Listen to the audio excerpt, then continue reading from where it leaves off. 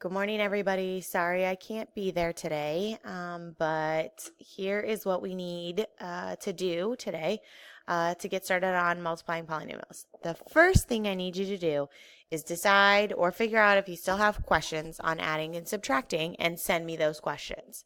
There are two ways you can send me those questions. The first is to go to the collaboration space, which is way up here at the top of your notebook.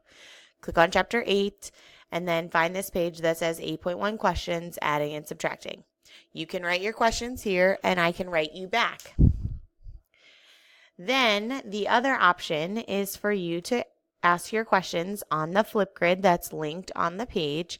You can go here, record your question, and I can record an answer and give it back to you so that if you have questions on adding and subtracting, you can put them there.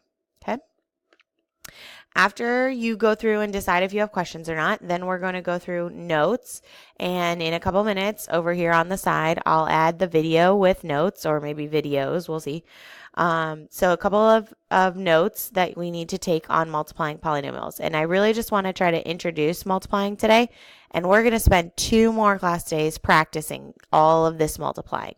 So do the best you can today, and we'll try to get all your questions answered by the end of those 3 days that we practice. After we do notes and you fill these in, I want you to go and do the Desmos self-check practice. Remember, this is just like the other day. When you type in your answer, if your graph matches the graph that's already there, then you have done the problem correctly. You have multiplied correctly.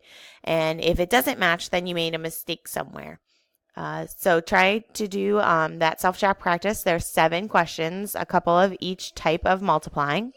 And then we are going to go through and do the homework after you do your self-check practice and do the best you can on those homework questions. If you have questions, feel free to email me, and I should be at school later today if you want to find me and ask me questions then too. Okay, have a great class.